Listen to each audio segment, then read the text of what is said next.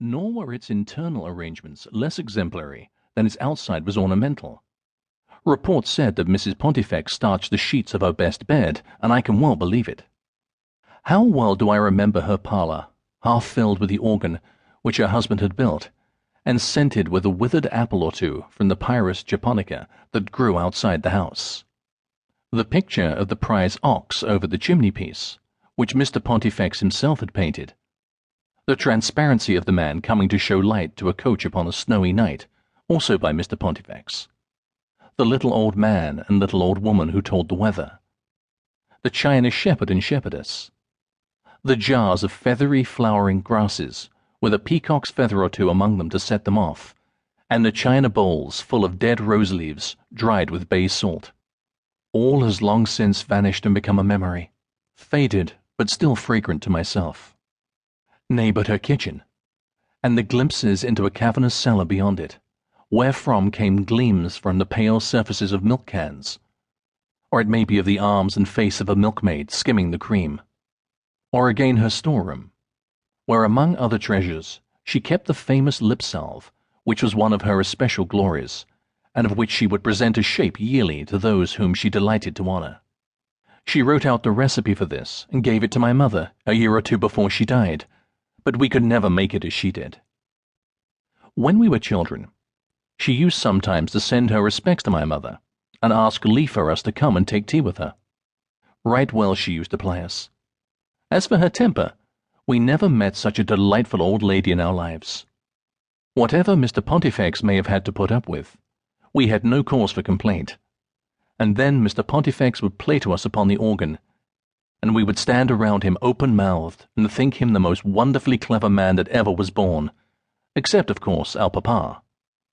Mrs. Pontifex had no sense of humour.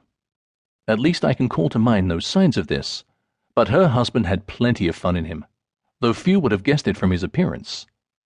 I remember my father once sent me down to his workshop to get some glue, and I happened to come when old Pontifex was in the act of scolding his boy. He had got the lad, a pudding-headed fellow, by the ear and was saying, "What? Lost again, smothered of wit?" I believe it was the boy who was himself supposed to be a wandering soul, and who was thus addressed as lost. "Now look here, my lad," he continued. "Some boys are born stupid, and thou art one of them. Some achieve stupidity. That's thee again. Jim, thou wast both born stupid, and hast greatly increased thy birthright. And some." And here came a climax during which the boy's head and ear were swayed from side to side. "Have stupidity thrust upon them, which if it please the Lord shall not be thy case, my lad, for I will thrust stupidity from thee, though I have to box thine ears in doing so." But I did not see that the old man really did box Jim's ears, or do more than pretend to frighten him, for the two understood one another perfectly well. Another time I remember hearing him call the village rat-catcher by saying, "Come hither, thou 3 days and 3 nights thou," alluding, as I afterwards learned, to the rat-catcher's periods of intoxication. But I will tell no more of such trifles. My father's face would always brighten when old Pontifex's name was mentioned. "I tell you, Edward," he would say to me, "old Pontifex was not only an able man, but he was one of the very ablest men that I ever knew." This was more than I as a young man was prepared to stand. "My dear father," I answered, "what did he do? He could draw a little, but could he, to save his life, have got a picture into the Royal Academy exhibition? He built 2 organs, and could play the minuet in Samson on one, and the march in Scipio on the other. He was a good carpenter, and a bit of a wag. He was a good old fellow enough, but why make him out so much abler than he was?"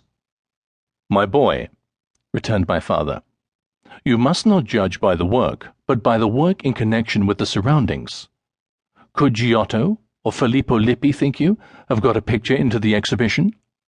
Would a single one of those frescoes we went to see when we were at Padua have the remotest chance of being hung if it was sent in for exhibition now?